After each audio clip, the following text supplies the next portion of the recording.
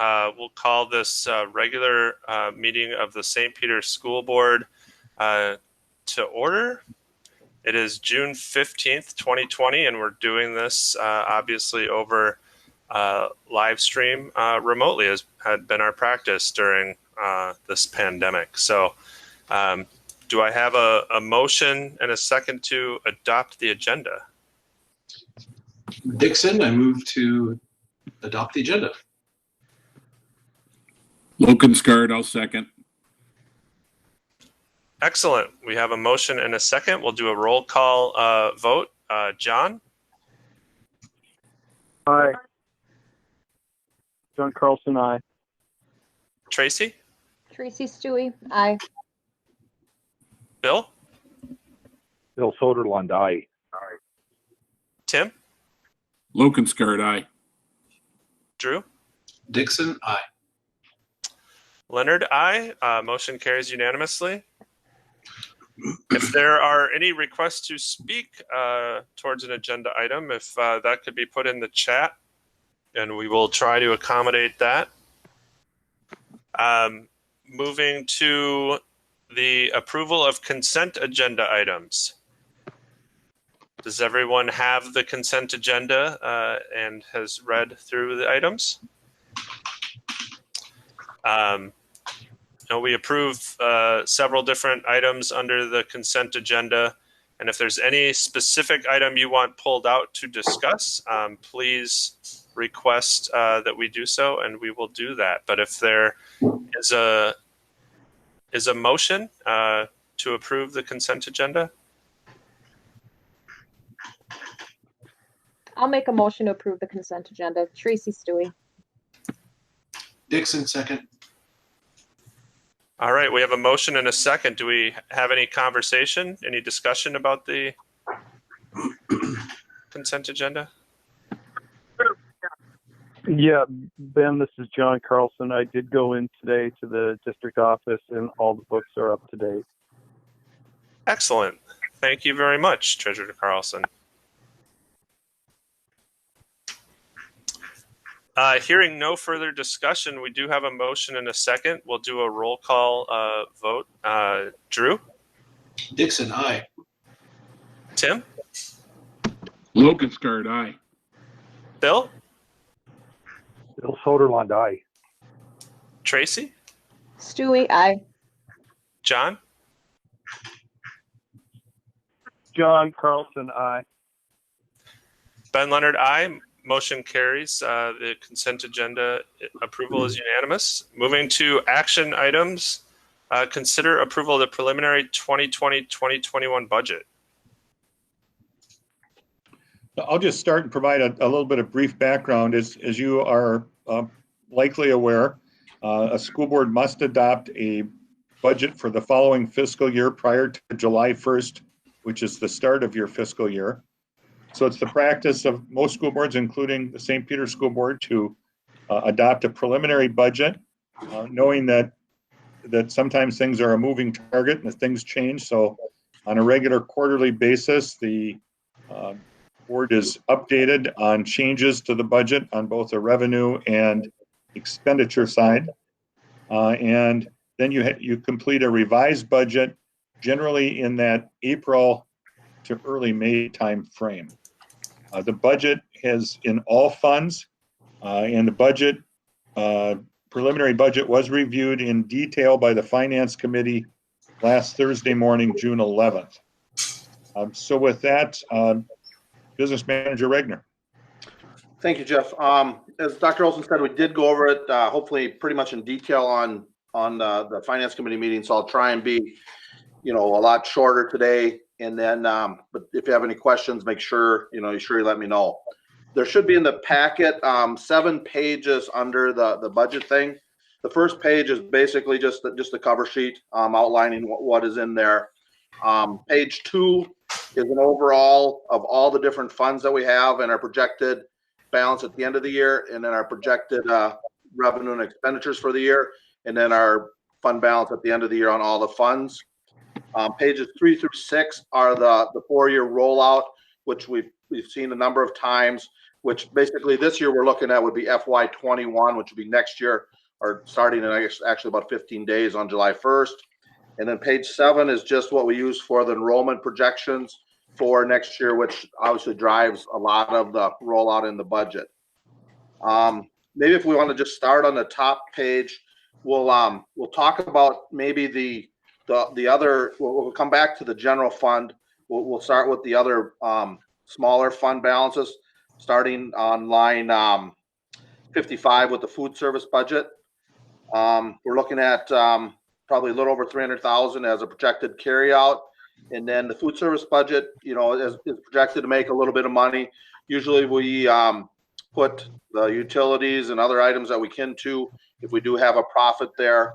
So we're projecting a little bit of increase during the year and carry out about a little over 300,000.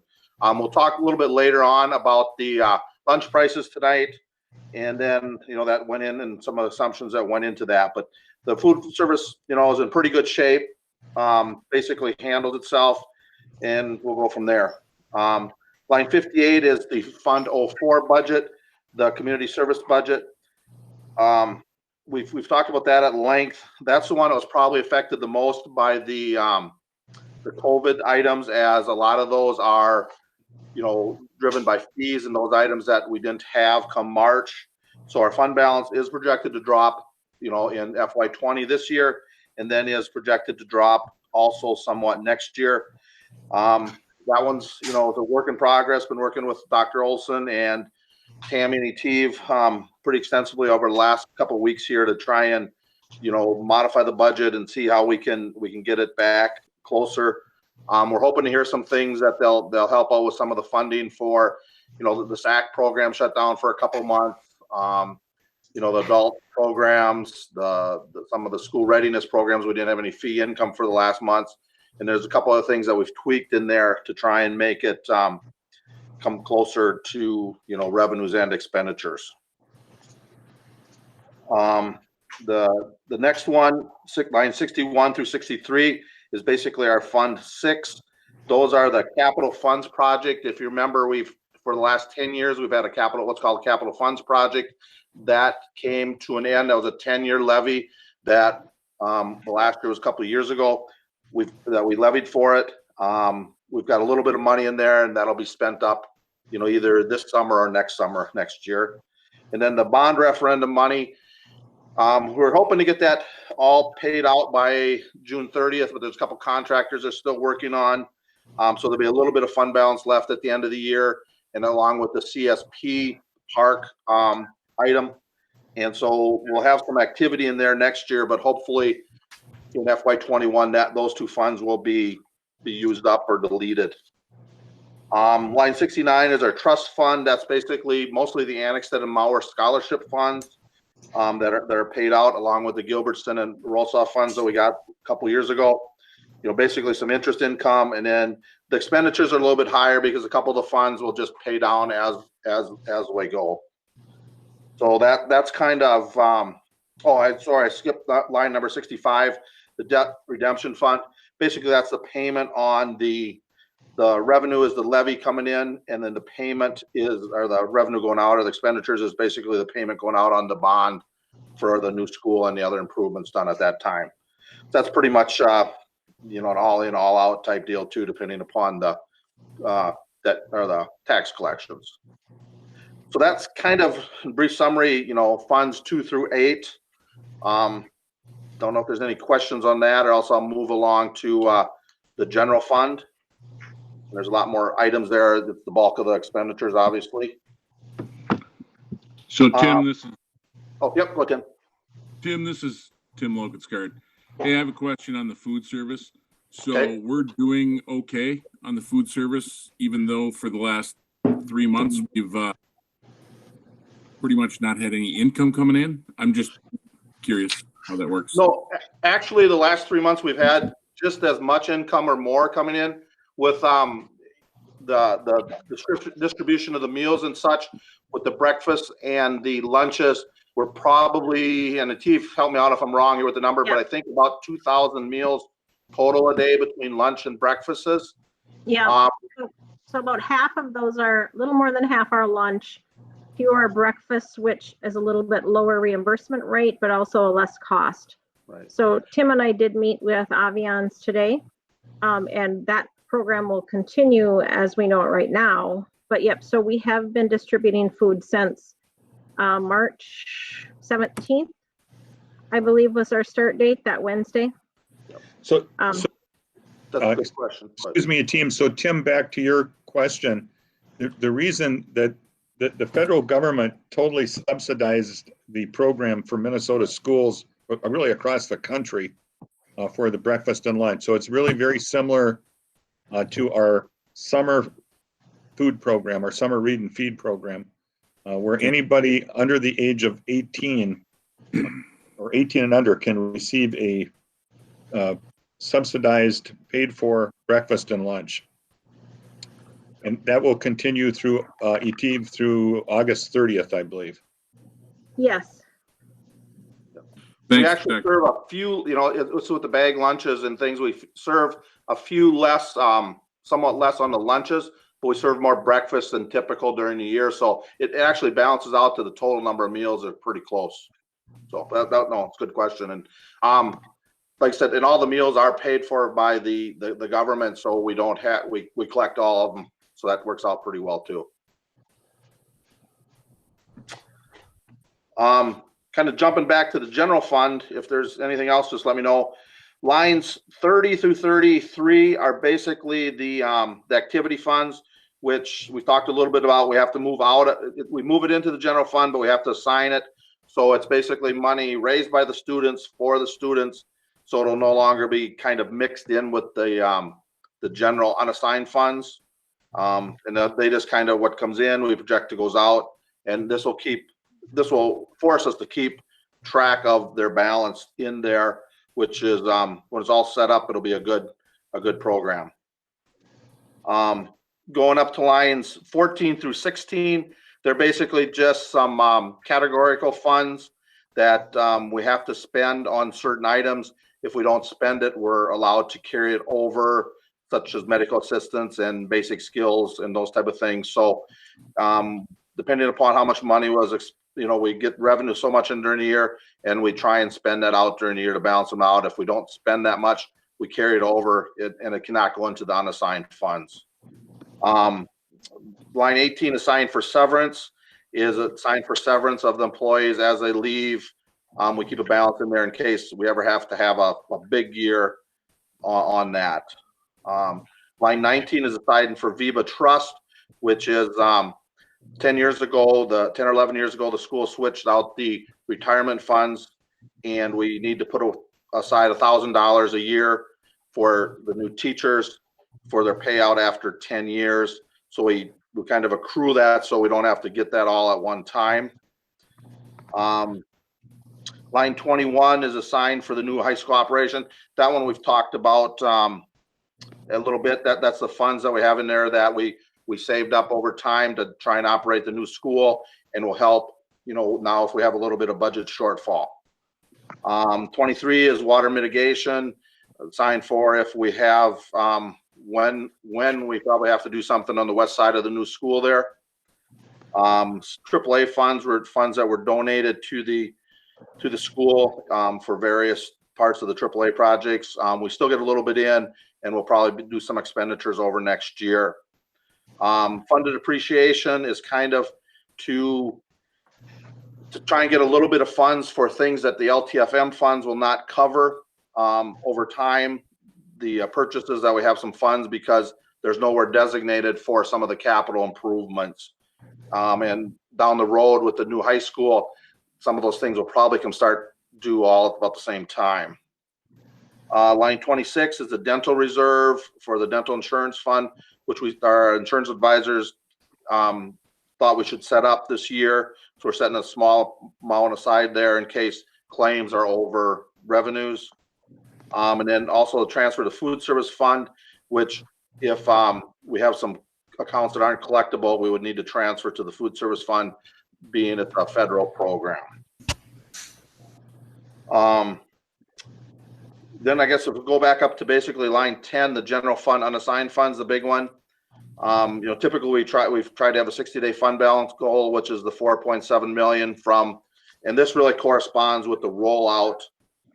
And the rollout has changed very little from when we talked about it basically and approved it in May on the revised budget. So we're basically projecting at about 26 million, and these numbers match up with the numbers on, it'd be the page 4 of the handout, the FY21. We're having about 27 million of revenue coming in, just short, and our expenditures are over by about 100,000. So our fund balance, and we're transferring some of that money in from that savings account. So the fund balance goes out about the same amount. With that coming in and out.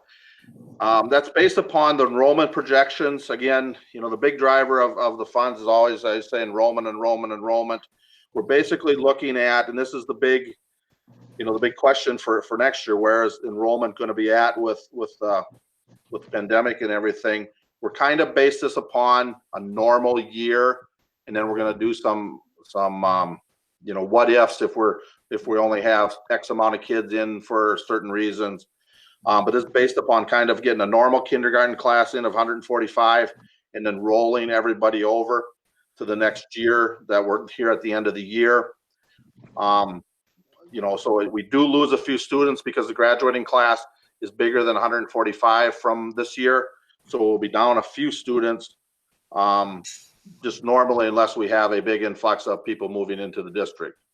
And, we've talked at length. That's kind of one of the big questions of, where is enrollment going to be at?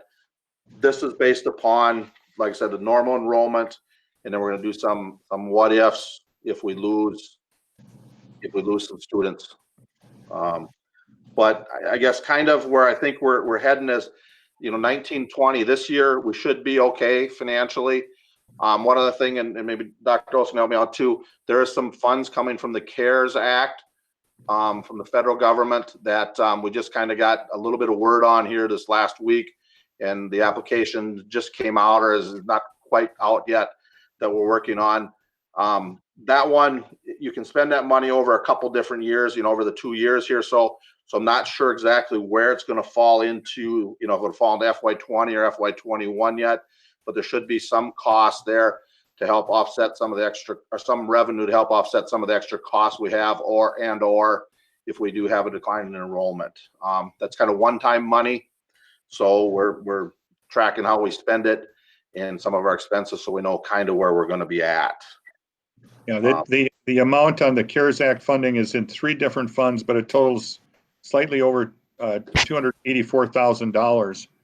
The kind of the lessons learned as school districts went through the recession about 11 years ago, really you need to focus one-time money, one-time revenue on one-time expenditures. You have to be very careful not to tie one-time money into ongoing expenditures. So the priorities for that CARES Act funding are technology, summer school, and mental health, but they can be used in some other ways as well. But those are the primary focus areas that the grant will be involved with. So, and I think they're like, so here's what's so difficult about this year's fiscal year 21 budget.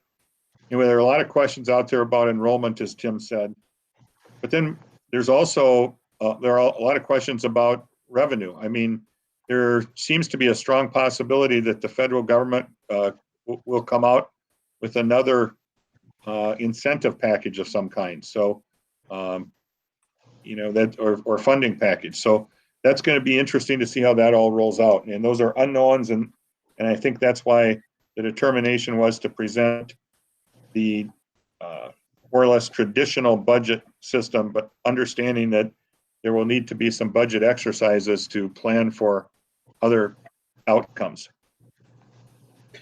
yeah, and depending upon what the, I guess the model is in the fall, there may be extra transportation costs, extra training costs, a lot of different things. So, and that's one of the reasons we didn't put the CARES money in either, because we know we might have some extra expenses there. So hopefully that'll offset some of those in the long run. So that's kind of a brief synopsis of a pretty complicated document. With that, I guess it's, like I said, the school district needs to pass it so we can spend money after July 1st.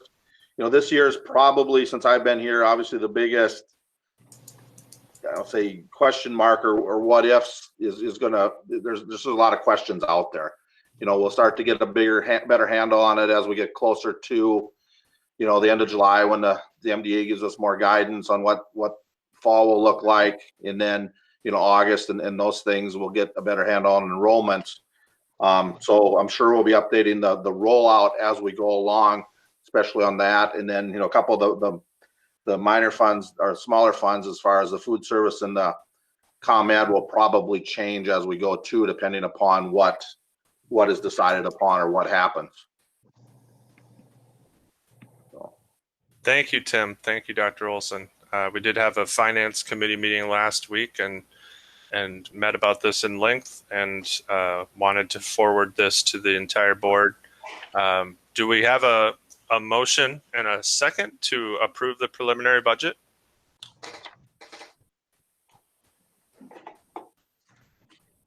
This is John Carlson, so moved.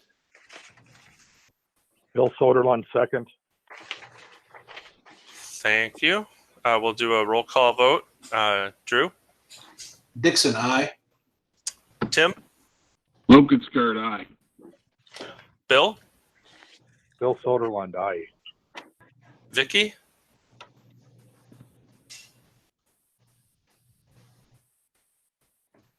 Sorry. That's Hager, okay. Sorry, just to be clear, I muted you out there. You voted aye? Yes. Excellent. Tracy? Stewie, aye. John? John Carlson, aye. Ben Leonard, aye. The preliminary 2020-21 budget is adopted unanimously. All right, thank you. We will go to action item number 2. Consider approval of yearly governmental lease.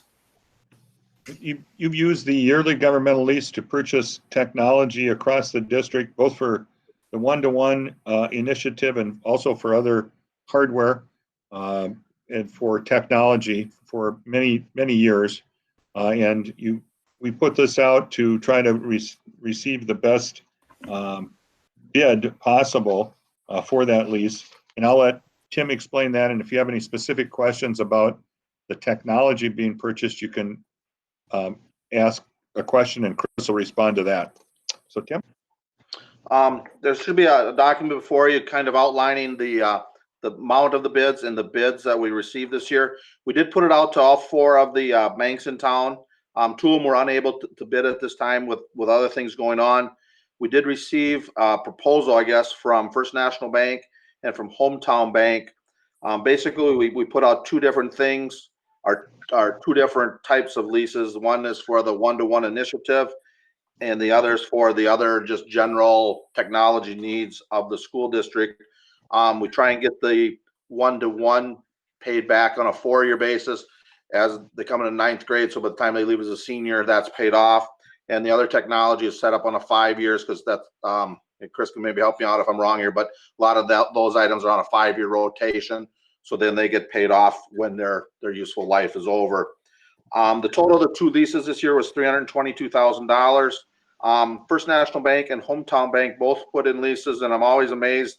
The local banks have always been really good to work with.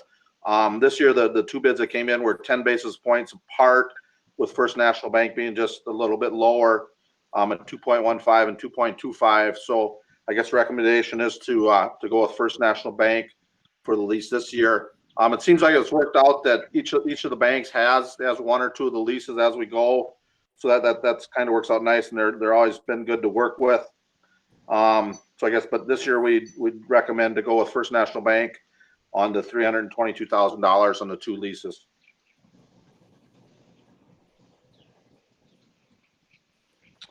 Don't know if there's any questions. And like I said, we've been doing this for a number of years, and it seemed to work out, and the cash flow now works out pretty much the same every year. The lease tends to be about the same amount. Thank you very much, Tim. Any initial questions or discussion? Hearing none, is there a motion to approve the yearly governmental lease? Lokenskart, I move we approve the yearly governmental lease with First National Bank. Dixon, second. We have a motion and a second. Any further discussion? Hearing none, we'll do a roll call vote. We'll start with John. John Carlson, aye. Tracy? Stewie, aye. Vicky? Hager, aye. Bill? Bill Soderlund, aye. Tim? Lokenskart, aye. Drew? Dixon, aye. Leonard, aye. Motion carries unanimously.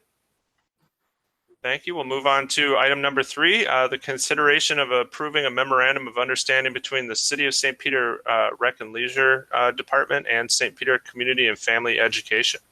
So I don't know, Tammy, if you're going to take that, or Dr. Olson? Yeah, sure. Tammy's going to take it.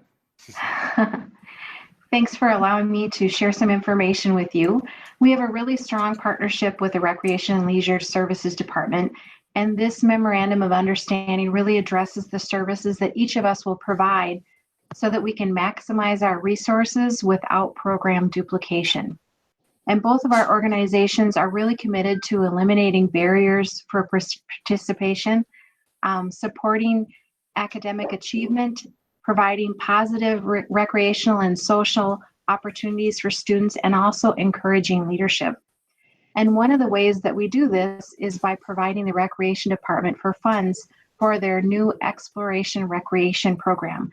This is the second year of the program, and it operates in local parks on a regular basis and is free for children to participate. And our funds help to defray some of the costs that they have for activities and supplies for this program. Another program that we offer funds to support is the after-school youth enrichment programs that they offer. And the funds that we provide them help to reduce some of the participant fees for things like early release day activities, fencing, flag football, volleyball, and babysitter training.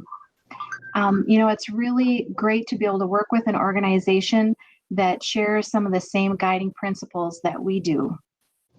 If you can take a look at the Memorandum of Understanding, you'll see that there have been no changes from the previous year.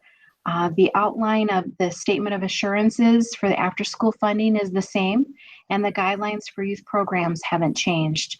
Additionally, the funding amounts are also the same.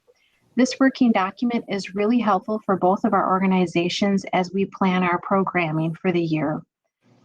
Again, we're just so fortunate to be able to have this long relationship with the City of St. Peter. Joey Shugel and I, we work really well together, and we really have a shared goal of providing the best services that we can for the children and youth in our community. Do any of you have any questions?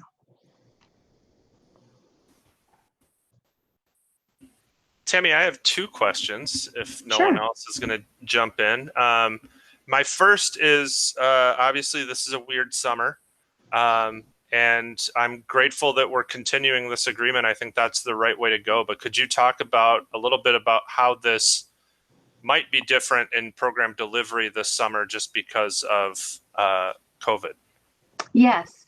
So both of our organizations have decided that we will try to offer as much programming as we can online. So one of the things that the Recreation Department is doing is they're providing camps in a box, which is kind of a fun thing in that students who sign up, they get a delivery of materials, and then online each week they tune in to a series of videos that shows them the things that they can do with their camp in a box. With community ed, some of the things that we're doing differently, all of our music lessons are online. So we've got piano lessons, and the instructor meets with the students virtually, and those seem to be working really well. In July, you'll see a lot of our classes happening. We've got a variety of art classes, some different art classes for adults, for kids, just lots of opportunities. We're really trying to work with our instructors to help them so that they can deliver their content online. So it's a summer where we're all trying new things. Joey and I meet regularly. We talk about things that are working well. One of the things that we did differently, usually we publish a brochure together, which costs us on average about $2,000.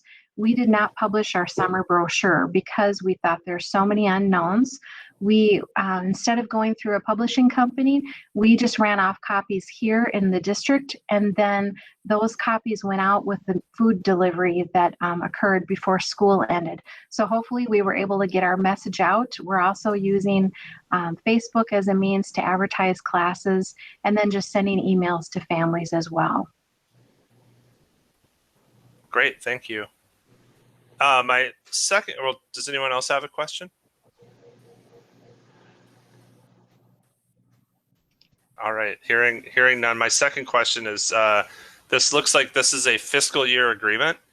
And I run some fiscal year agreements for my day job. And one of the things that I wanted to maybe just put out there, and we can discuss it if we want to, I think this is a great program. We're obviously approving a lease for a year, or an agreement, memorandum of understanding for a year. I expect this to continue into the future. I'm not suggesting that we change it, but for a program that has a lot of summer components to it, to have the agreement end on June 30th is, I think, could be problematic if we ever got to a point where we did want to end an agreement, because it's hard to plan for programs for the next summer if you don't know if there's going to be a continuing agreement. So I don't know, Dr. Olson, if the district could consider a different timing for this, and maybe at some point next year look at an 18-month agreement, and that's something that we can take up with Superintendent Gronseth, I'm sure. But I just wanted to point that out. Yeah, and I think that's always a possibility. And Tammy, help me out if I am off here, but one of the differences here is that the funding is funding the school district receives in our fiscal year. And so that's why it's tied to a fiscal year that's a school district fiscal year. So we would potentially be committing funding that it hasn't happened, but I suppose it's a possibility that we would not get funds. And so we would be off in terms of needing to take those funds out of either Community Education General Fund 04 or out of the General Fund 01. Is that accurate, Tammy? Yes. Mm-hmm. Yeah. Yeah, that makes total sense. We might be in that position anyway if we didn't get funding and we wanted to continue it because our funding ran out midsummer. But yep.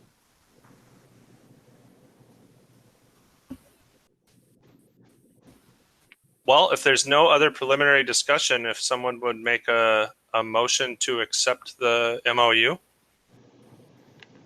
Tracy Stewie, I'll make that motion. Thank you. Vicky Hager will second it. Excellent. We have a motion and a second. Is there any further discussion? All right. Hearing none, we'll do a roll call vote. I think we went John first last time, so we'll go Drew first this time. Dixon, aye. Thank you. Tim? Lokenskard, aye. Bill? Bill Soderlund, aye. Vicky? Hager, aye. Tracy? Stewie, aye. John? John Carlson, aye. Ben Leonard, aye. Memorandum carries unanimously. All right, item number 5. Consider approval of breakfast and lunch prices for 2020-2021 school year. Did we miss 4? Ben, memorandum of understanding with St. Peter Education Association? We did. My mistake. We had 2 memorandums, and I circled that one as done. So we will tackle number 4. Consider approval of memorandum of understanding with St. Peter Education Association regarding concurrent enrollment certification. So I know that a number of the board members who have been involved in contract negotiations, as you have put incentives in to pay for concurrent enrollment certification credits. That's in place. Really, as just a reminder, in order to continue to teach a concurrent enrollment course, a teacher either has to have a master's in that subject field. So for an example, they're teaching concurrent enrollment calculus. They have to have a master's in mathematics, or they have to have 18 credits in a subject, graduate credits in a subject field beyond their master's.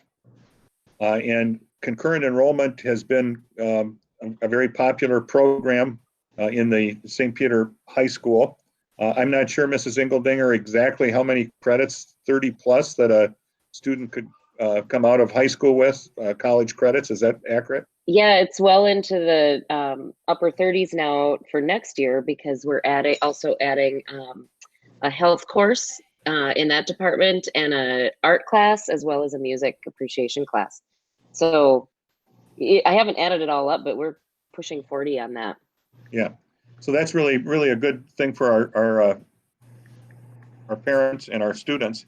But the requirement, I think, goes into effect in like 2022. So in some cases, we're up against the wall in terms of incentivizing teachers to get those concurrent enrollment graduate credits they need to get. For most of our teachers, they're able to use the 18 credits to make almost 2 lane changes. Now, if you'll recall, 1 lane change is in the neighborhood of about $3,200 or $3,300 a year, something like that. And that's ongoing. They get that compensation for having those credits for as long as they are employed. There are some teachers who are teaching concurrent enrollment courses. We have a couple who are at the very top and cannot have any more lane changes. So working with the Teachers Association, this memorandum of understanding was proposed to pay teachers who are at an MA 40 and can't make a lane change $400 per graduate credit. So they complete the 18 credits, it's $7,200, but it's a one-time payment. So unlike teachers who use those credits for a lane change, they're getting a one-time payment for those credits. There also is a provision then in the memorandum of understanding that the teacher who takes those credits and receives the $400 per credit stipend stays with and teaches in the district for 5 years. If they fail to teach in the district for 5 years, they pay back a prorated portion of the $400 per credit, or maximum of $7,200 that they would receive for this program. So it seems like it's a program that provides some equity or consistency in compensating people who get credits for both those who are making lane changes and those who are at the MA 40 top of the scale. So I would recommend your approval of that memorandum of understanding, but both Mrs. Engeldinger and I would stand for any questions you might have. Excellent, thank you. Any initial questions or discussion? Hearing none, do we have a motion to approve the memorandum of understanding? This is Lokenskart. I move that we approve the memo of understanding with the St. Peter Education Association.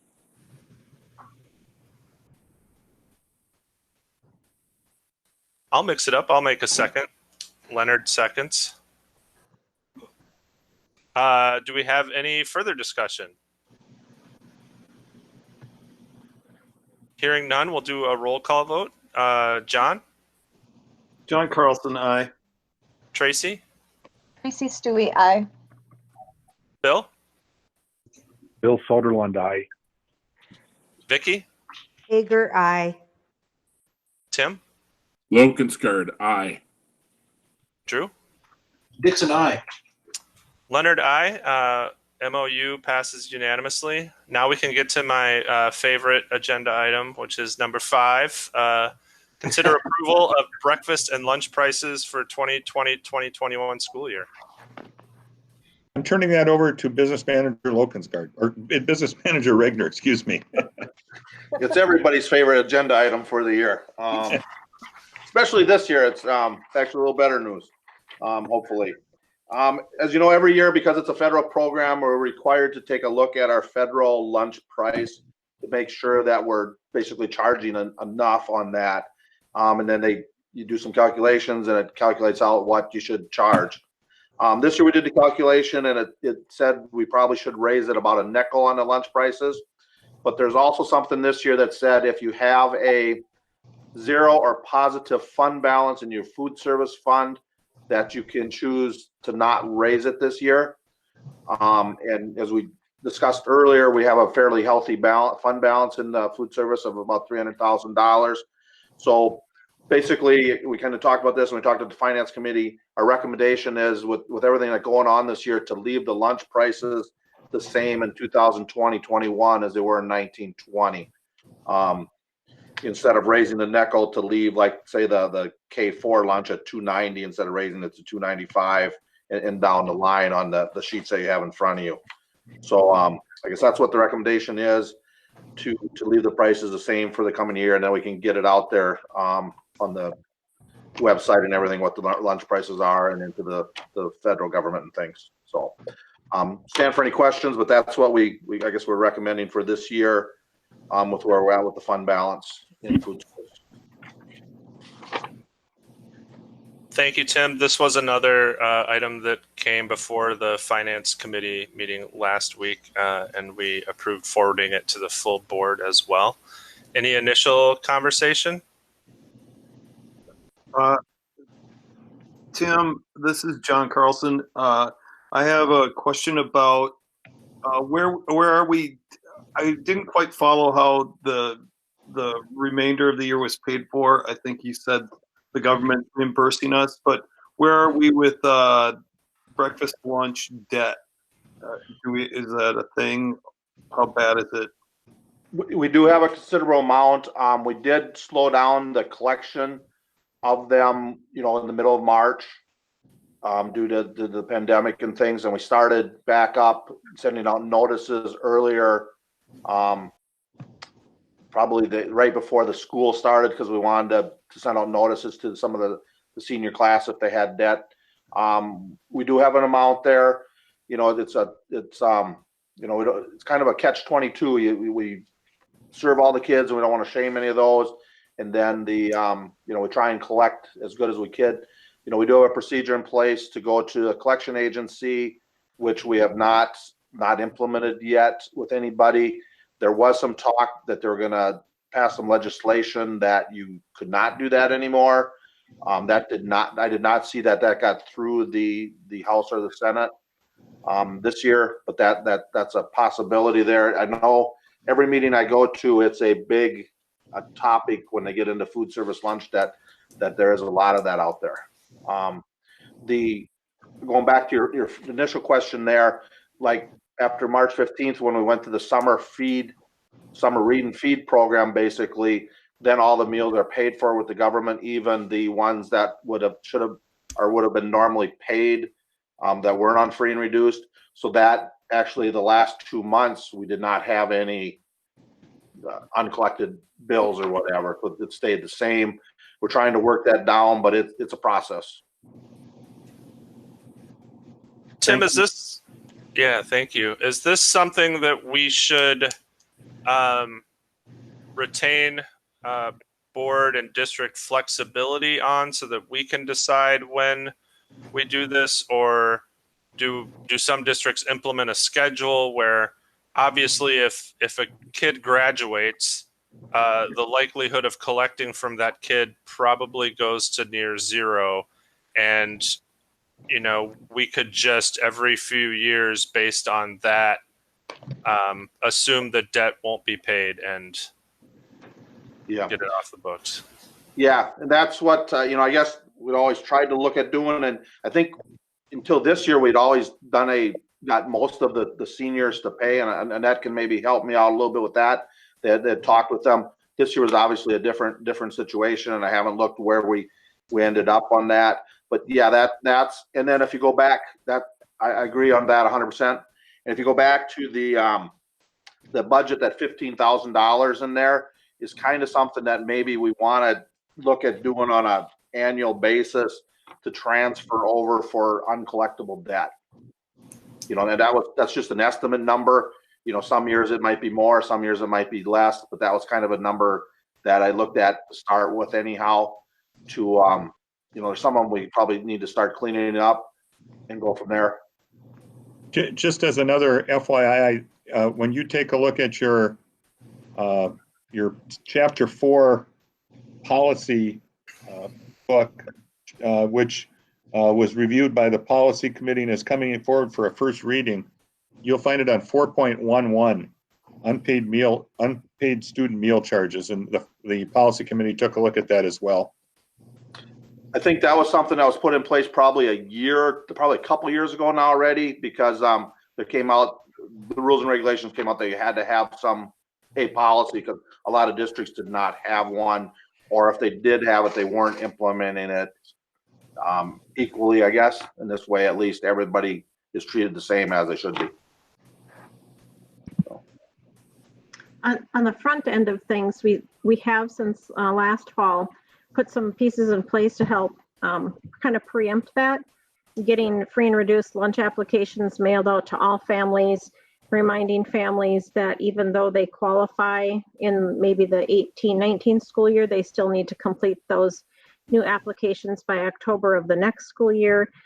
With AFI and MRIPS's help, we've been able to get more families qualifying. And so we know that for many families, financial situations may have changed over the course of the pandemic. And so we have a plan in place to get those applications out July 1st or soon thereafter, as soon as they're available to be completed. So we're on the proactive end, we've got a plan in place as well, because that's certainly easier on the front end than to try to collect when people are enduring financial hardship on the back end.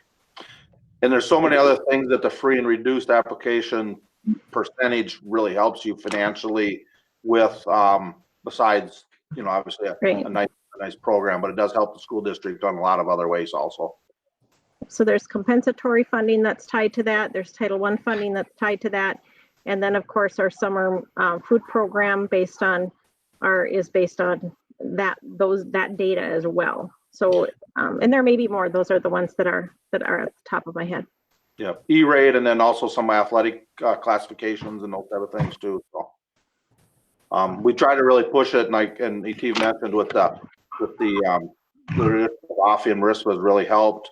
And then, but we really try and get those out in everybody's hand and just encourage them to do it, because it is a very good program. Thank you. Any further initial discussion?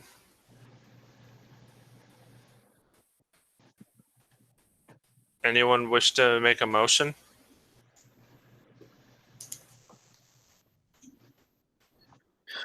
I move that we accept the recommendation of maintaining the breakfast and lunch prices for the 2020-21 school year. And Tracy will second it. Thank you, John and Tracy. Any further discussion? All right, hearing none, we will do a roll call vote. Drew? Dixon, aye. Tim? Lokenskart, aye. Bill? Bill Soderlund, aye. Vicky? Hager, aye. Tracy? Stewie, aye. John? John Carlson, aye. Ben Leonard, aye. Motion passes unanimously. Item number 6, consider approval of changes to the 2020-2021 mobile device handbook. Chris? Yes, we kind of moved this up this year. Typically, the mobile device handbook will go to the board the same time that the high school and middle school and other building handbooks due in August. But this year we're looking to turn around some devices and hand them out to students in the coming weeks for summer school. And so just didn't want to have them sign the old agreement and then the new one as well. We went through the agreement very closely in order to make it apply broadly across all grades from early childhood all the way through 12th grade to reflect the fact that not all students are getting the same devices. iPads in grades early childhood through 4, Chromebooks in 5-8, and then iPads again in 9-12, and to better reflect how they are used in if they're in a classroom set, if they are in a hybrid model where they're taken home occasionally, or when they're in a distance learning or the typical situation that we have in the high school where students are able to take them home every day. Compared ours versus a couple of other model policies and just kind of updated the language and to better reflect what we were actually doing, and then added a piece for families if their student is taking a device home each day, that they would be able to opt into a yearly maintenance plan where typically if a device is broken, we charge them basically cost of what the damage is, but sometimes it can get expensive because we do most of the repairs in-house. But this would further reduce the cost for families, and it would be $25 upfront at the beginning of the year. We would provide the coverage for all of our students automatically that qualify for free and reduced lunch.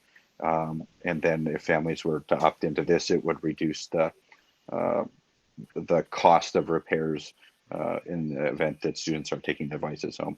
We've had really good luck with the devices. You know, typically we send 700 or so devices home with all of our high school students. During the distance learning period, we had almost 2,000 devices sent home to families. And of those, we've gotten back all but a handful of them. And the principals in the buildings are working hard to get the rest of the devices in. And we didn't see any abnormal amount of damage. Usually we see between 4 to 5% of the devices that are sent home have to do some sort of a repair, usually a cracked screen at some point during the year. And we didn't see an increase. In fact, the percent was even just a little less than what it typically is. And so we were very happy with how the program went when we sent them home for distance learning, as well as the condition of the devices when they were returned to the school. And so passing this now will allow us to update the website and get our agreements all posted and ready to go. So when we start to send devices home, for sure for the high school students, and then depending on what instruction looks like in the fall for the rest of our students as well. Excellent. Thank you, Chris. Some initial questions or discussion? I have a question. So help me understand. So the device maintenance plan, so anybody can opt into it for $25, but for people on free and reduced lunch, they are automatically in it and they don't pay the $25, or is that how it is reading? Yep, that's correct. Okay. That's what it's meant. And if that language isn't clear, I can clean that up. Yeah, I wasn't sure if that only people who got free and reduced lunch got to opt in for $25, or if that, I just wasn't sure. Maybe I'm too tired. So. No, yes, it's intended to be no cost for those families, Okay. and then $25 for everybody else. And then if their kid smashes the screen, then they don't pay anything, or do they pay just part of the fee, or what is that covering then? Yep, the first incident of damage, unless it's intentional, would be covered, and then additional instances they would have to pay the typical fee, which for a cracked screen is usually $40. So the first incident would be covered, and then the first occurrence of other incidents would be covered as well. But habitually broken devices, we have to encourage people to take care of them too. Yeah. I'm sorry for not knowing this as I should, but if I take an iPad and I break it 9 times, at some point, do I just not get to have that iPad? Because we don't have a ton of damage, we do kind of we're able to follow up with almost every case, and we haven't gotten to that point, in the time that I've been there. And yes, I would say I would work, if they're habitual offenders, we would work with the building principals and the families to see just what's going on. We won't just blindly keep reissuing devices. Is that in the policy or not currently? That specifically is not in the policy. But there is language in there that would allow us to, especially if it's intentionally damaged, not reissue a device. Okay, great. Thank you. And so a little bit more about that too, because right now we just pretty much have those devices going home with like high schoolers, but I'm not sure with distance learning, they're probably going home to younger kiddos, and just, you know, some of the younger kiddos, if our emotions aren't quite in check, sometimes things like that do get broken. And technically, I suppose you could say it was on purpose. So with those, I will be able to, like, for kids that maybe have some behavior issues or IEPs, is there something that can be done? Because that would really suck, let me tell you. I mean, if I would have had an iPad come home in a younger year, I would have been pretty nervous about it. So just kind of curious, if we're sending those home with those younger kids, what kind of, you know, help are we offering those families, or how does that work? Or didn't anybody smash an iPad during distance learning? So yes, that's for the most part. There were, like I say, there was very little damage to the devices during the distance learning period, and so we didn't come across a case where that was. There were a couple of incidences where the student or the families admitted that the damage was intentional, and then we just work with them to understand why that happened, if it may happen again in the future, and then put a plan together so that families aren't, you know, forced to take a device that their child is going to, it's going to be detrimental to their child, or end up causing unexpected financial bills for them. And so and we work really well with and the principals, the social workers, the special education staff are very good and on top of that. They let us know the situations with all of the families, and we were able to work with them for that. The $25, are we self-insuring that, or are we taking that $25 and paying like for a protection plan?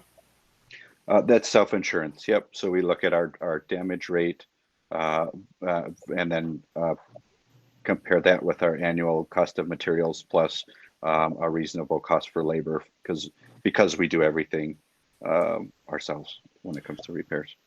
If we magically did end up with a positive, where does that money go? Does it get roll over to the next year, or? I would have to. Tim would have to let you know what happened with that. But if we do end up collecting more than we utilize, we would certainly look at lowering the fees in future years, if nothing else. I guess I hadn't really thought about that a whole lot, but what we could do is, you know, sign it and carry it over, you know, just like we were talking about, like with the dental insurance. You know, if it's a large amount, and say we got a couple $1,000 carried over, and then you can look at the rate going forward, I guess, type deal.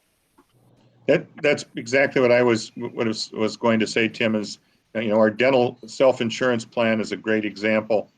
And we can adjust rates if there was a major fund balance going forward.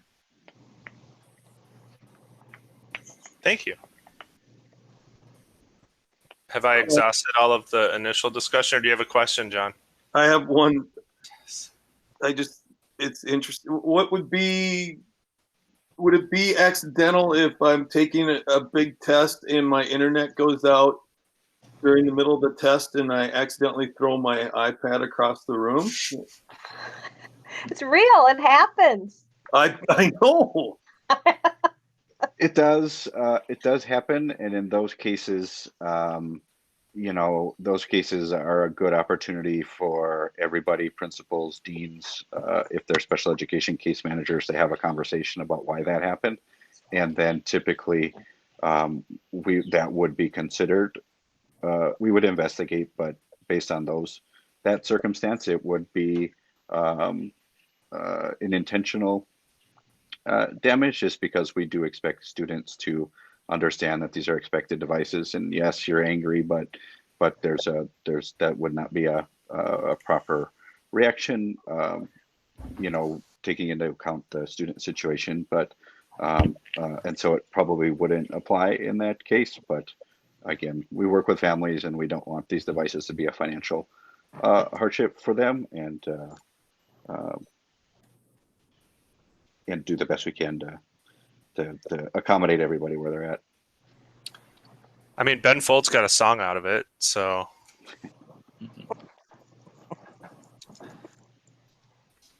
Anyone want to make a motion?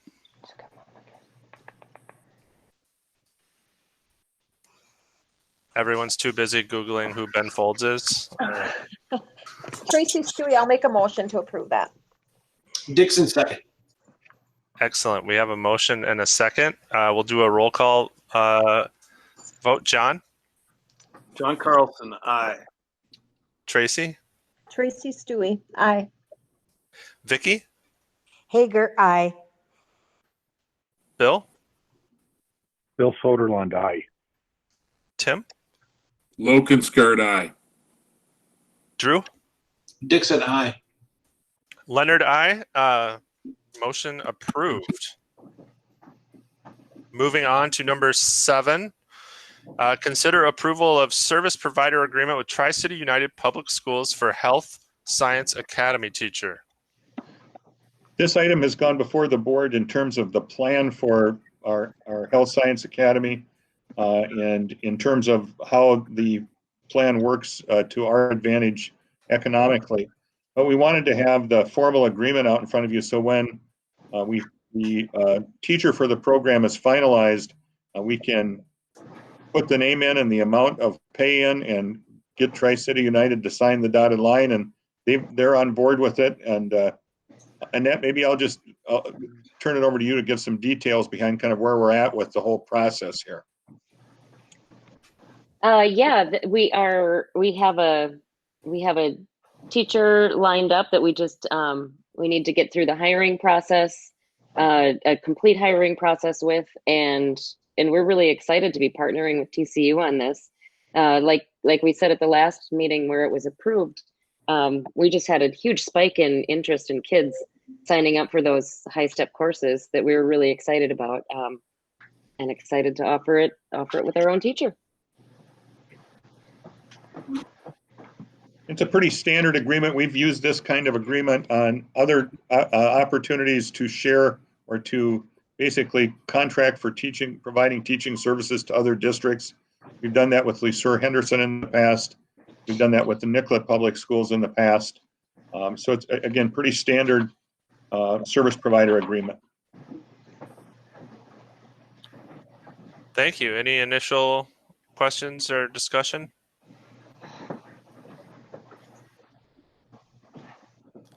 Dixon, I move the approval of the service provider agreement 2021 with TCU Health Science Academy teacher.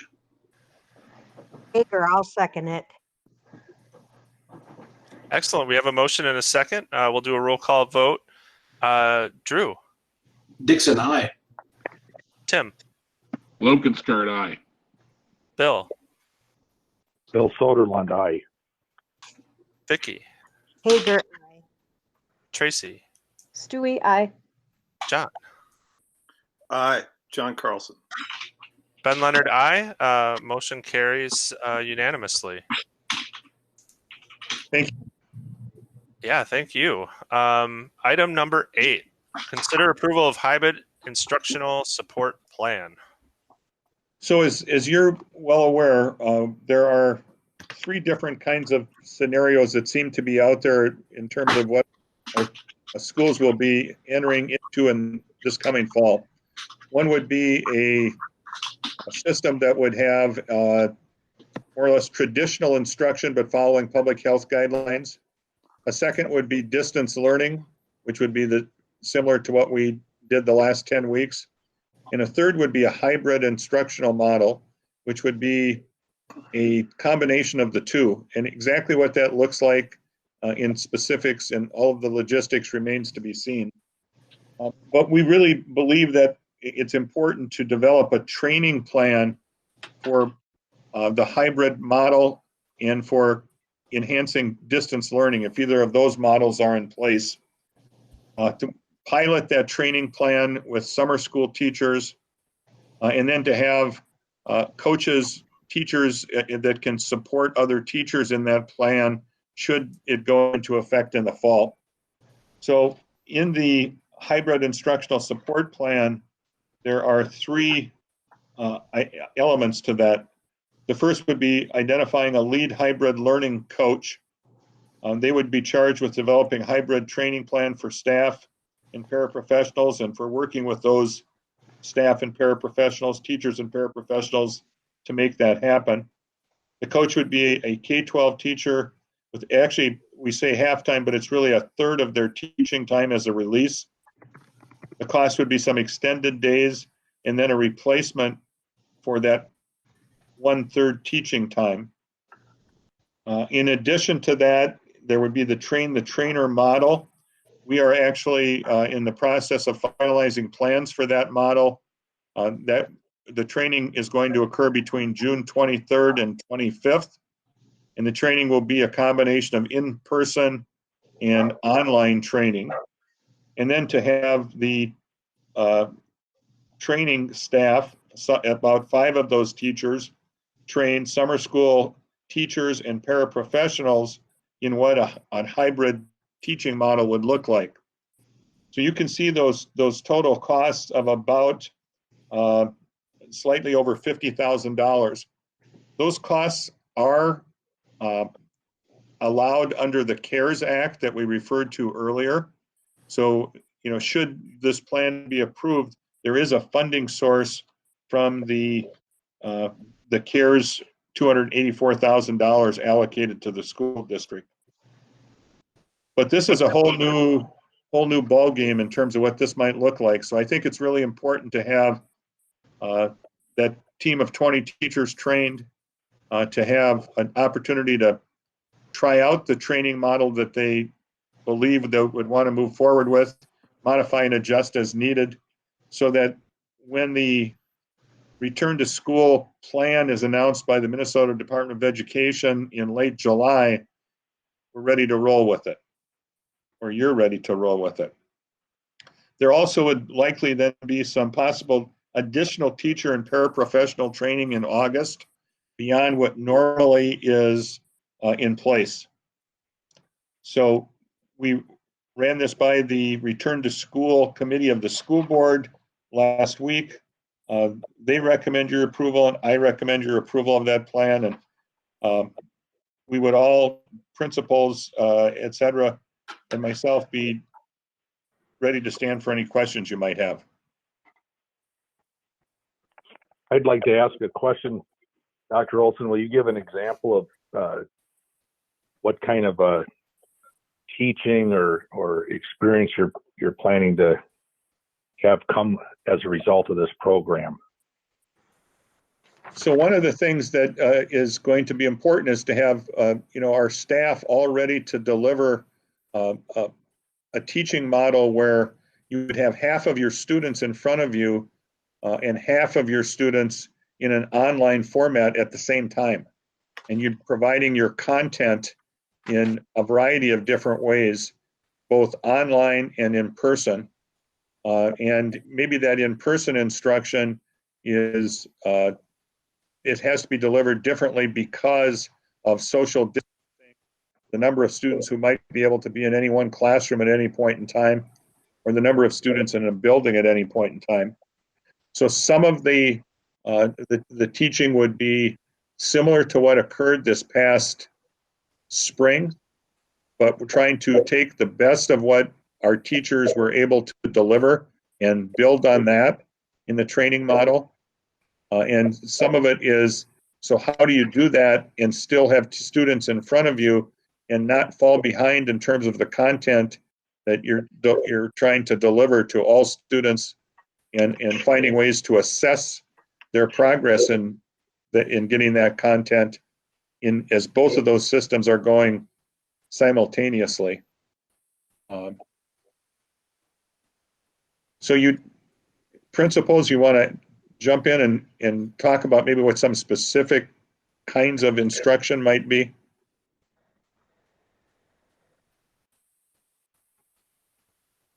Darren? Yeah, it's basically, you know, a lot of you have heard the terms of kind of a flipped classroom, where you try to maximize the amount of direct service minutes you provide to students. So if the structure of the class or the allowance of students in front of us is only to be at half capacity with students in the room, then you still want to take advantage of students that are remote or distance learning on that day. So it'd be creation of content or sharing of information of your standards through videos, through posts, through Padlets, like bulletin boards of information that students at home can interact with without kind of direct assistance by the teacher. And then you reserve, you know, that very valuable in-person time to administer assessments, intervene, do kind of exit cards and things like that, where students are, you know, expected to perform and demonstrate their knowledge in front of you, and then just kind of consume content when they're away from you. So it's just kind of manage, like, how do you manage that? You know, and then that's what that training is going to focus on. And then that would allow, for example, like our summer school teachers to kind of test that out after our HITS team kind of identifies that framework and what works well, and then applies it to the summer so that we can make any final tweaks prior to the fall starting. I think one other area that we need to look at too is just training teachers on that social emotional aspect when kids come back now, especially when we look at some of our young learners in the early childhood center and at South, when maybe they haven't been at school. So what does it look like to be a teacher of students you really have not developed that relationship with yet? Yeah, so that's a great point, Mrs. Elke. One of the modules, one of the training modules is how do you create routines and structure and positive climate in any of those models. And again, when you're not having the students in front of you on a daily basis, perhaps.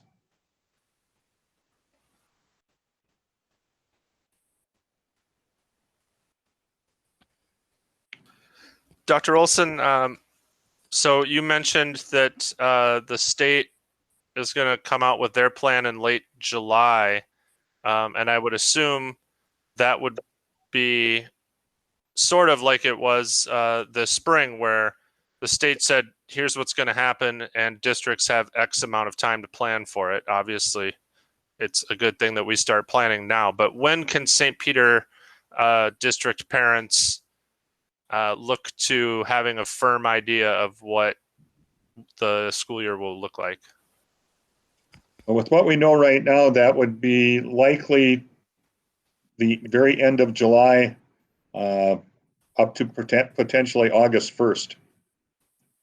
But I think part of the challenge for the Department of Education is to try to make sure that they have the best data available about what's happening with the pandemic and what's happening with social distancing and what's happening with health guidelines before they make that decision.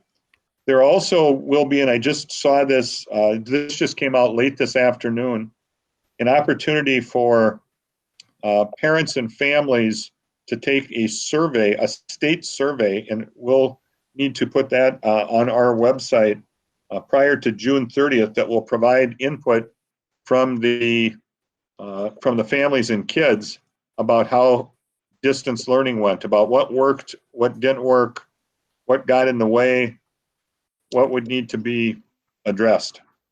And we've certainly done that internally, but this would be a statewide survey.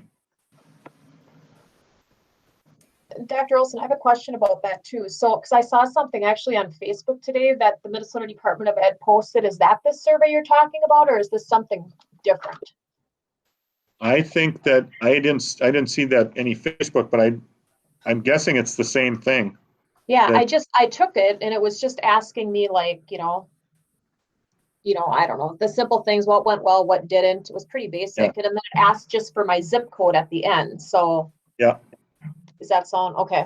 That sounds right. Yep. I put the link to the Minnesota Department of Education survey in the chat box. I don't know if that gets recorded for these meetings or how that is, but I encourage everybody to go to the Minnesota of Education website and take that survey. And we'll put this information out, to parents and guardians as well, via both our posts, our emails, and on the website and on our social media. And then this is Tracy again. And then are we going to do a separate survey? Is that going to come out later where we kind of ask the families like, hey, if we have this distance learning again, are you going to do that or homeschool your kids, or are we going to do that a little later on? Or that's part of our return to school planning that that we'll ask those questions, and quite frankly, we're also going to need to ask the questions of our staff. Are there any staff that have any underlying conditions or situations that would lead them to perhaps not be able to come back to school in an in-person format? So really trying to get some of that data in front of us. So that's a great question.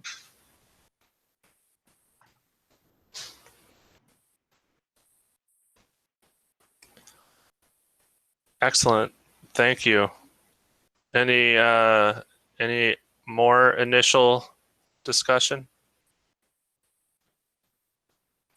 Do we have a motion?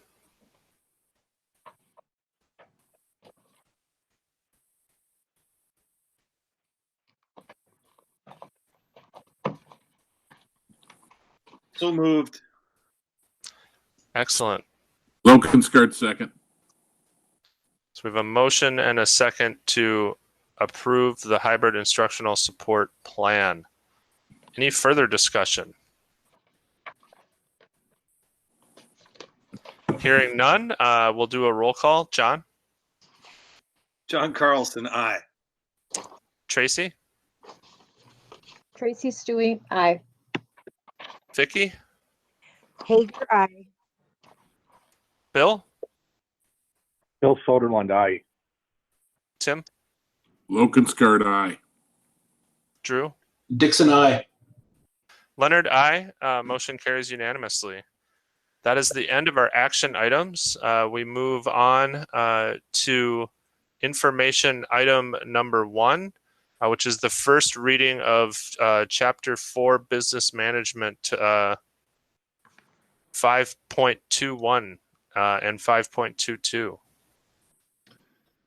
So we were cooking along with the policy review committee in January, February, and the first part of March. And then, as we're all aware, things changed pretty dramatically. So we got back to the activity of looking at and finalizing our review of 004 business management, and then policies 005.21 recruitment and 005.22 evaluation. There's a memo in your packet that outlines the changes. The policy in Chapter 4, the numbering system was awkward, so the recommendation is to renumber the Chapter 4. And then you can, on your own, take a look at each of those areas where there are suggested changes. Policies 5.21 and 5.22 have a number of suggested changes in terms of the titling of the policies. And in addition, some other verbiage and wording changes. When you look at those policies, if you have a color monitor, anything in blue is a delete, and anything in yellow is a new addition. So typically what's happened is the first reading occurs. If anybody has any specific questions or comments from the policy review committee, they're able to make those. And then if there are questions or concerns about any of the proposed policies after the first reading, and those are provided to policy review committee members or the superintendent. And then those suggestions or concerns are reviewed and a policy review committee. And then once those are addressed, the policies would come back for a final reading. In this case, the proposal is at the July 20th school board meeting. So anything policy review committee members want to add into that? No, I think you said it really well.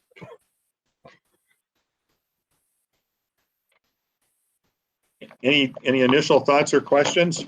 Or if not, we'll move those to the policy committee or the superintendent prior to the next policy review committee meeting.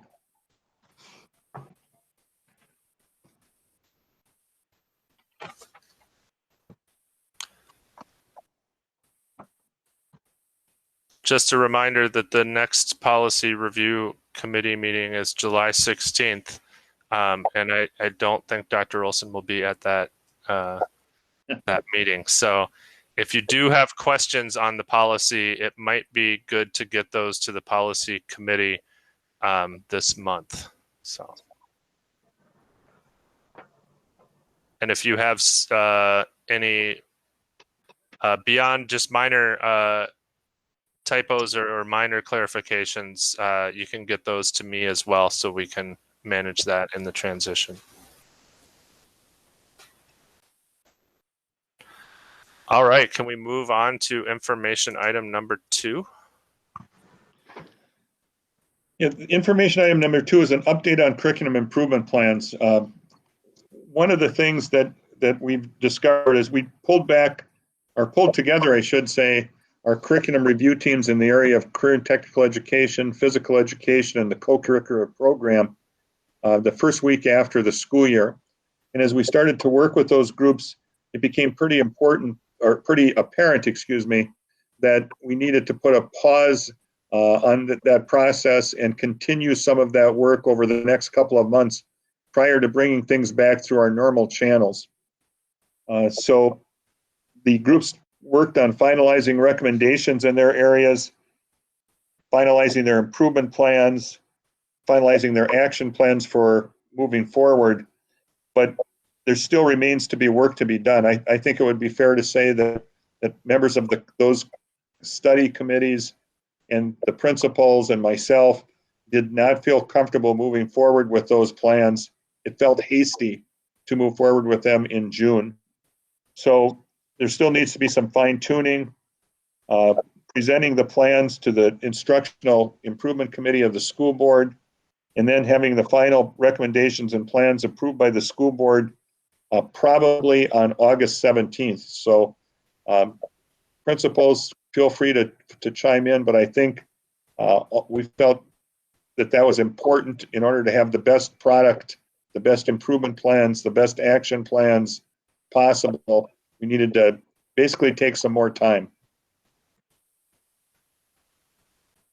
So that's where that process is at this point. Great, thank you.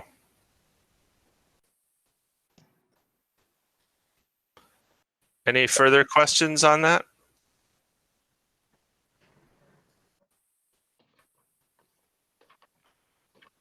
All right, we'll move on to principal reports then. All right, because it's been just such a short time since we were together last, we decided that we'll take turns just kind of telling you the things that we've been working on. A lot of it has already been covered. The back to school planning has taken a lot of our time, along with the curriculum review, took a couple of days. But one other thing that we were all involved in was last Wednesday, we gathered the building leadership teams from each site, met with the building principals, the ELL teachers, and the instructional coaches. And it really was a chance for us to take a look at equity and the things that we have learned. The timing was great, just because we know that no matter what's going on in our school world, this lesson of diversity and how do we make sure that we are doing the right things for the students that we have with us, and teaching and creating that self-awareness for ourselves. So each one of us, initially we were supposed to be attending an equity conference over in Waseca that was on the 9th, and then this was going to be our follow-up. So we were not able to do that, but we were able to review some of the data. We looked at behavioral data, attendance data, grades, and we were able to break that down in several subgroups and take a look at that information and see what we are noticing within our district. We also reviewed information from our equity walk, the walks that happened in February in our district. And then our teams came together, and based on the information that we had, we kind of developed a site plan. What were the areas that we feel we need to move forward with? We also talked about what some of the district plans are. And our very first thing, I think that everyone has participated in on the admin team, and we are advocating and put it in place for the entire district, is something that we're collaborating with the Maine County Diversity Council. They have put a plan together called Life's Journey, and it's a really thorough look at implicit biases that we may have, and really just starting with ourselves and trying to understand what racism is, what it looks like, and how do we help confront it here within our schools. So that is definitely a direction that our district will be taking in the fall. That's one of those things that the admin team has started that process. The pandemic really has kind of slowed some of it down, but we have been talking about completing that journey so that by the time we come back in the fall, we've done enough of it that we know that it's a good, solid program. We will be then having all of our licensed staff participate in that. We also met for the last hour of that time together, and we listened to all of the sites' ideas, and then we did a nominal rating of the areas that we need to be focusing on for next year. And that is pretty much everything that we've been working on in the last couple of weeks. Questions?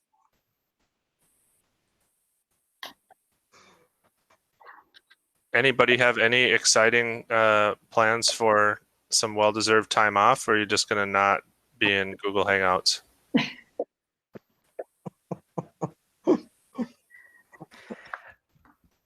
I'm doing a review of schools of excellence tomorrow for MESPA. So that's how I'm going to spend my first day of vacation, is reviewing applications. So, but it's always an interesting process.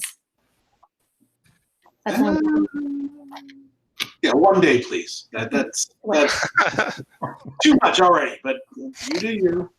Free country. Well, my 16-year-old felt like taking the railing off the deck today, so I guess I'll be reinstalling that over this week. Oh. Was it taking a test and it happened accidentally, or? No, it needed replacing. It's Sophia, and she took a whole railing down today, among some other things. So she needs something to do, and she found something. I guess you weren't taking the hints, Mr. Doherty. I was not. So I have a project. It'll be 90. It'll be lovely. I have a general question or an informational question, if I could ask, please. Yeah. The school board voted to modify grading criteria. And do we have any information right now on how that played out? Was there, what was the pass rate? Were there students that got lost in this process of distance learning or classes that seem to be problematic? I can speak to that from the data that we have so far. The number of kids that are requiring credit recovery or summer school this summer is up quite considerably over other years. Or I would say that and this is without referring to data, the adjusted grading scale worked for most kids. Kids who were struggling prior to distance learning really struggled during. So while the adjusted grading scale helped many, there are still a significantly higher number of kids who require credit recovery.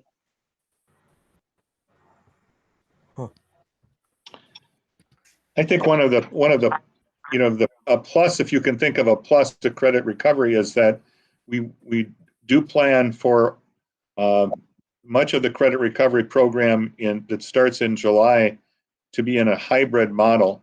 So I think that's going to be helpful to get kids in a face-to-face interaction system with teachers.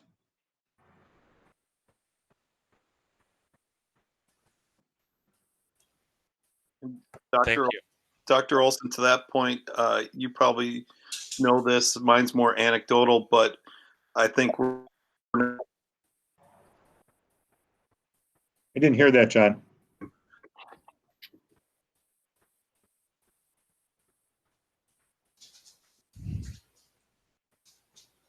Did John freeze up or did it? I think. I don't know. Anyways, I think it's from anecdotally, I think I'm freezing up. You were good. Okay. Well, I just think that, I think a lot of districts had the same problems we did with higher the normal amount of students that are doing credit recovery. Yes. That would be true in the Big South Conference schools that we meet with regularly.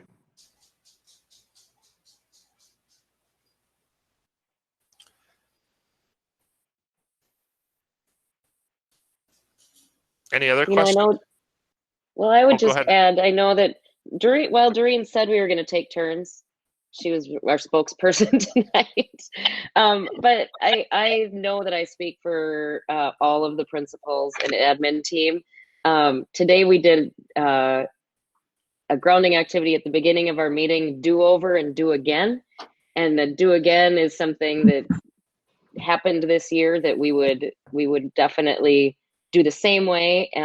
And all of us, all of us would have chosen to have Dr. Olson back again for this year. And I think this is his last meeting, whether or not it's a Google Hangout or in person with us like this. So thank you. I can't imagine having been led through this by anybody else or anybody better. So thank you. Thank you. Yep, I echo that, Annette. There was a reason you were here, that's for sure. Good one. Thank you. Well, now you get to make a speech under superintendent updates. So yeah. Well, we have a couple of things. So one question that is out there is resuming committee and school board meetings in person. I included some information from the Minnesota School Board Association in your packet on page 106. And it basically says that you can do a modified in-person meeting schedule where they recommend that you not have more than 10 people in the meeting, but that you do have to offer remote access to other folks, community members and others, or people who may not choose to attend an in-person meeting. And so, we've had some experience with that. We've, in some of our administrative meetings, our principal meetings and so forth, we've been able to have some people present in person and some people present via technology. So those systems seem like they work relatively well, but that's a question that I know a number of board members have asked about, and I think that's really something that's up for you as a group to discuss and think about if that that modified model makes sense or not, or something else. is that something that we could put on the study session / board meeting agenda to discuss on July 20th? My question would be, does this require a vote or can we just decide? Well, you passed a motion to move to remote learning. I think you could. I think it would be good to have a vote if you were to move to this. Just, I mean, I suppose there's the potential of, some health concerns or some other things, and it'd just be good, I think, to have that be something. Obviously, you could discuss it at a study session, but then take it up at a meeting where you would have the entire group make that decision. I would like to just throw this out or ask a question. Whose guidelines are we following? I mean, right now, as of the 13th of June, restaurants were able to open dine-in. So I guess my concern is that we have our own policy, and the state of Minnesota has a policy for restaurants, and so I'd like to clarify whose lead are we following here? Are we going to just decide that amongst ourselves, or are we following any guidelines? We as we open, Dr. Sullivan, as we open up the school for some athletic practices in person this week, we're following the Centers for Disease Control, Minnesota Department of Health, Minnesota Department of Education. They all weigh in, but there are some commonalities in terms of when you have in-person meetings for school personnel. And I think we'd have to go back and also get the Minnesota School Board Association involved. You'd want to reach their guides. This updated MSBA School Board Meeting Guide, that was May 28th. Things are changing all the time. Yeah, that was going to be my comment. It seems like it is, one turn of the dial, so to speak, behind where the state is at right now with restaurants and gatherings of, are more than 10. What is it, 25 now? As long as you're socially distanced. So I just want to go on record and say I prefer in-person meetings, socially distanced, in whatever format that needs to be. If we need to continue to live stream it or whatever, but and the reason I brought up, do we need to vote, is it'd be nice, since we have a study session and a board meeting right afterwards. It'd be nice if that had the option of us being in person. Well, let me throw one other idea out there, and this actually was tied in with my next informational item. I think it might be necessary to have a meeting in earlier than July 20th for two specific reasons. One, you're getting bids that will be coming in next week on the remodeling project that you authorized for the middle school media center. And so those bids need to be formally accepted by the school board. And so waiting till July 20th would really delay the project and the completion of the project. There also, I think, could be a need to have a discussion about the restroom concession stand ticket booth at Community Spirit Park, with the work that our team has been doing, led by Mark and others, and working with the city to maybe provide an update on that Community Spirit Park project. They're having a hard time moving that project within the initial budgeted amount. So that would allow you to have a discussion as well on what kind of school board meeting you would have. So Mark, what is that? Are those bids opened on the 24th or 25th? I can't remember. Thursday the 25th, the bids will be open for the media center. So we'll know where that comes out. And we know right now where the numbers sit with the restrooms and concession stand. But we'll have some better ideas that we can share in the next 2 weeks. Could we look at a special board meeting on Monday, June 29th at 6:30? And could we look at asking Dr.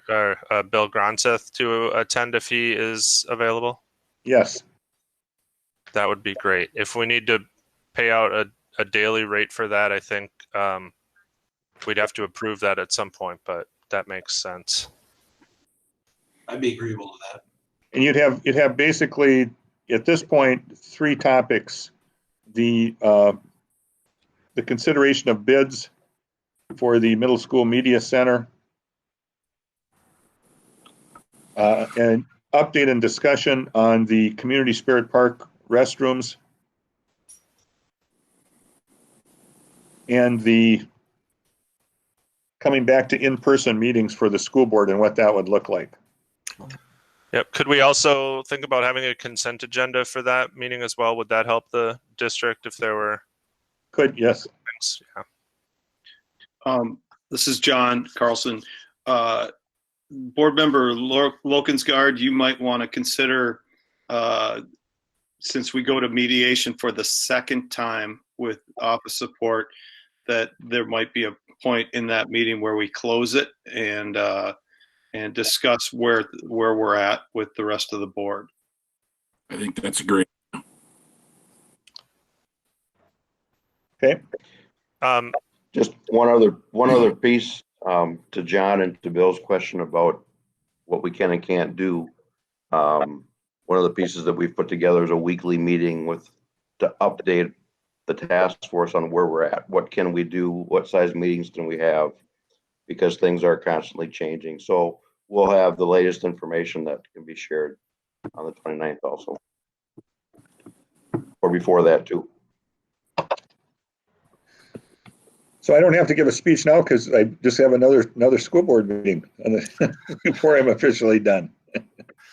Yeah, I know this isn't the graduation you anticipated, so I'm glad that we get one more try. So, all right. Just to follow up on that meeting will be virtual because our existing plan is still in place, but we can discuss if we want to move forward with a different meeting arrangement, and if there are any further guidelines, edicts, information from MSBA or the state, that would be great to have in that meeting. I think it's going to be, I read a limit to 10 people, and I think there's 7 board members and there's 19 people in this meeting. I do think that it's better to meet in person, but meeting in person and drastically altering the collaboration with administrative team members and allowing public access in person, limitations on those things might prove to be less desirable than this format. So I would just like to say though, churches have opened up and they're certainly not limited to 10 people. So I think it would really be worthwhile to find out what exactly the guidelines are right now and move forward. Yeah, with whatever the guidelines are. I absolutely agree. I was at church on Sunday and there had to have been 50 or 60 people there, and everybody was social distanced. So the venue where you meet will also dictate how many people you can have. So, for example, in the gym, you can have more people than you can in a commons or cafeteria. The same with the theater. So there are options out there. Yeah, I think we should explore all those options. What guidelines are, what different locations could offer us, and I agree this is confusing, Dr. Soderlund. I do think that from what I've seen with state guidelines is they're trying to be safe and keep us safe and also accommodate business. So it's hard to eat in a restaurant in this sort of setting. It's harder to go to church and commune with people if you're not in person. I don't know that the state feels the same about school board meetings, or if they think this is something that can be done in a more socially distanced way. So I really think that that's why you end up with regulations that don't appear maybe on the surface to make sense, because they really are trying to accommodate daily life.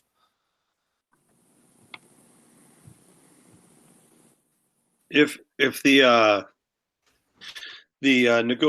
mediation, the negotiations thing gets on, it'll be a interesting homework trick for Sarah or whoever to try to figure out how to start with an open meeting, close the meeting, and then open it up again. That'll be a fun little project. I'm sure there's MSBA guidance on that. What I would suggest is a separate Google link to a closed meeting that we could click into. And then that meeting be recorded per guidelines and per Minnesota law, and then jump back into the regular one. But you're right, John, it'll be tricky.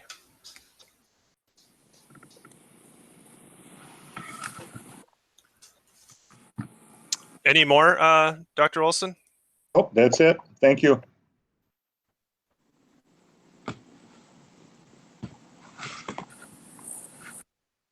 Great. I did hear from Bill Gronseth, and he was planning to work that day, and he will attend the meeting. So on the 29th.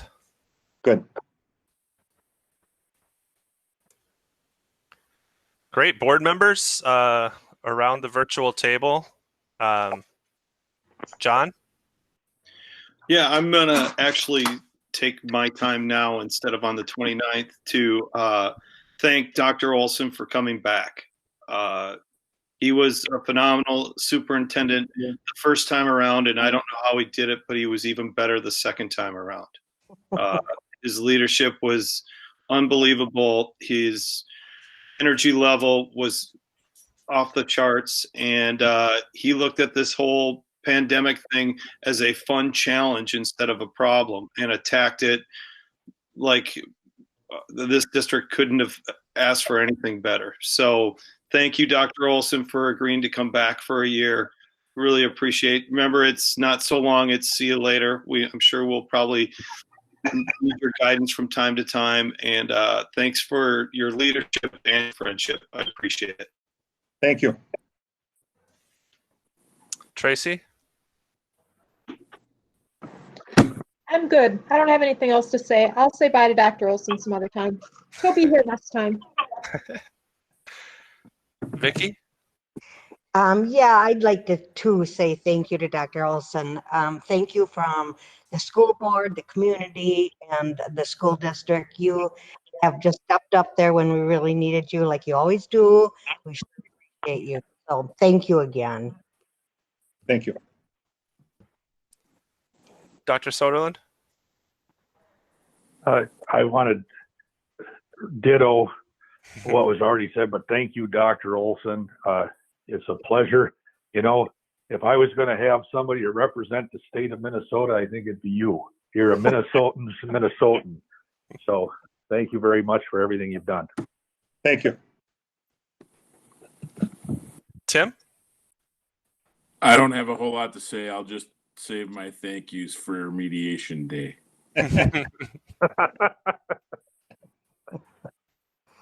Drew? To all of the teachers and staff of the district, thank you. It was not easy.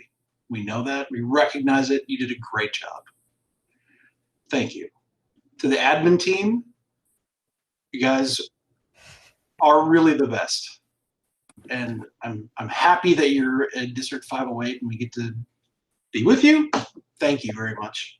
And Dr. Olson, thank you for your leadership. You're exactly what we needed at this time. And we all recognize that and appreciate that. So thank you. Thank you. Excellent.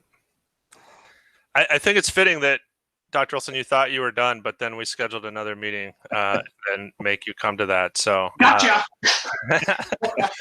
I'm sure we'll have plenty more to say on the 29th. but you've truly dedicated your career and your life to the St. Peter's School District, and at some point we gotta stop making you do that.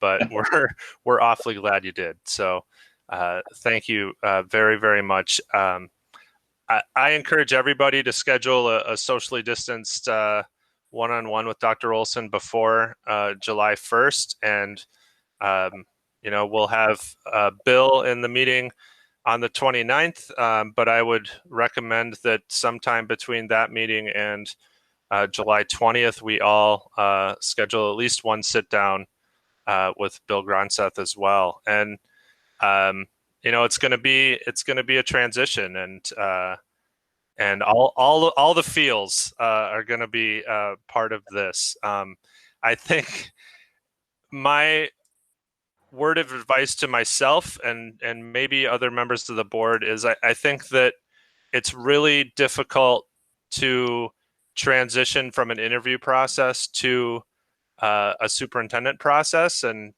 I've been on the board 13 years, and we've never had or a new person come in and be superintendent. We had Dr. Olson, we had Dr. Peterson, and we had Dr. Olson again. And so I want to extend to Bill that when you're interviewing for a job, the tone is, I really want this job. And when you're superintendent, I think the tone should be, I do have this job, and this is how we're going to do the job.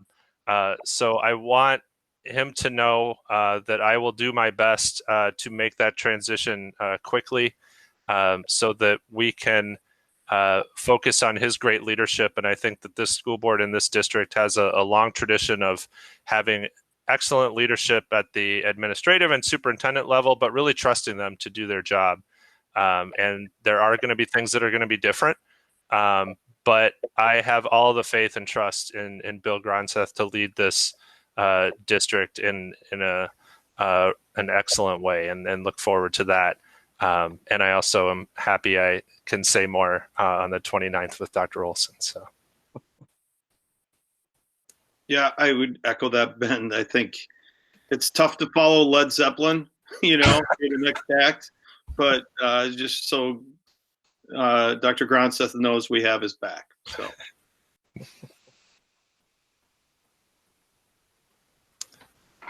Well, if there's nothing further, I think we've concluded our around the table. We do have upcoming meetings, as we talked about. We will have a policy review committee on July 16th. That'll be in the district office, or is that going to be virtual? That'll be virtual. Probably depends on what you decide on the 29th. Yeah, absolutely. So that special board meeting and study session will be virtual on June 29th. That's a Monday, 5 o'clock. No, and then 6? Yeah, June 29th. Yeah. That's a 6:30 meeting. 6:30. Thank you. It's a good thing this meeting's almost over, because I'm clearly clearly winding down. I mentioned the policy review committee. And then there is a study session July 20th at 5 p.m. There's the 5 p.m. one. And that will be to be decided per our June 29th meeting. But irregardless, to follow the regular board meeting on July 20th as well. Is there a motion to adjourn?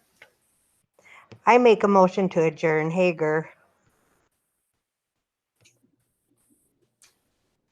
Is there a second?